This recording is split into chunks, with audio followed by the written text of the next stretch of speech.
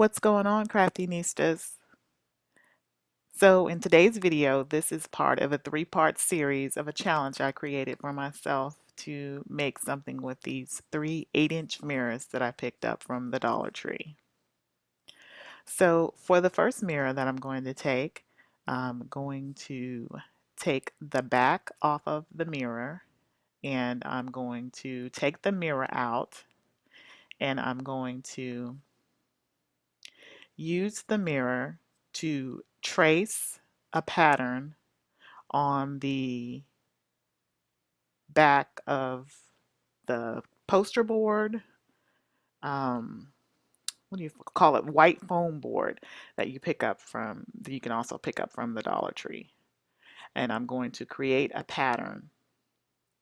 I'm going to create a circle in the middle of the board, and I'm going to use that to make a decorative mirror.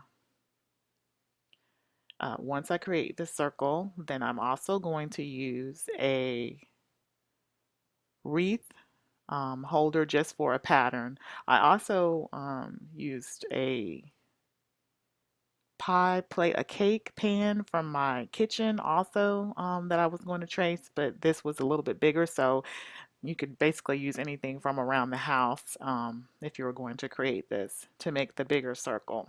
But I'm going to use that wreath ring in another project, so I figured I'd just use that to trace it. So once I get my two circles, then I'm going to create a pattern of spoons. Now these spoons I bought from the Dollar General only because I was getting more for my money. There were more spoons in their dollar packages. So I used four $1 packages from the Dollar General to create this. So I took my spoons and I used the bolt cutters, or I'm not sure what you actually call them, some tool I stole from my husband a while back, and just created a pattern on the outside first once I cut these. And it doesn't matter about the glue. Um, Once you glue them down, it doesn't matter how icky it looks, except until you get to the very top around the inner circle. Then you want to kind of make sure that you don't get it too messy for the ones that are right around the ring.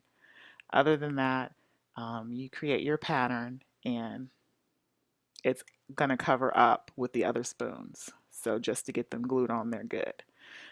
Right there, I've got it finished, and I'm going to cover up that part with the mirror. It's ready to get sprayed. I bought the Rust-Oleum uh, satin nickel spray, and right there I'm just using a little brush to get the rest of the glue from the strings from the glue gun. Back to the spray. I used that satin nickel spray. It's metallic and it gave such a good coating. I really recommend that spray if you're doing any projects. They have several colors.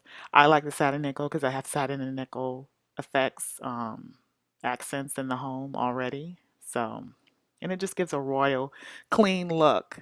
Um, so I'm just going to take my mirror and I'm going to use E600 glue, E6000 glue. And I also, which is not in the picture, I used the glue gun also to reinforce, to actually set it in place. But the E6000 is going to cure later, so I know that the mirror is not going to fall out once it's hung.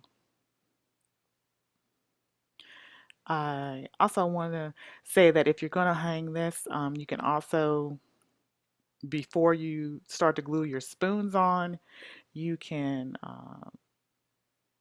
put your stuff on the back to hang it then, which I forgot to mention, which I just did. I just took a staple gun and a piece of ribbon and did that. So now I'm just going to add some bling, as I always like to do. Add some bling around the outside of the mirror to kind of fill in those holes and where you can see the extra effects of the spoon. And there's a finished project. I really liked how this turned out. Please give me a thumbs up if you like this project, and don't forget to hit that subscribe button. I appreciate all of you for watching, and stay tuned for number 2 in the mirror series.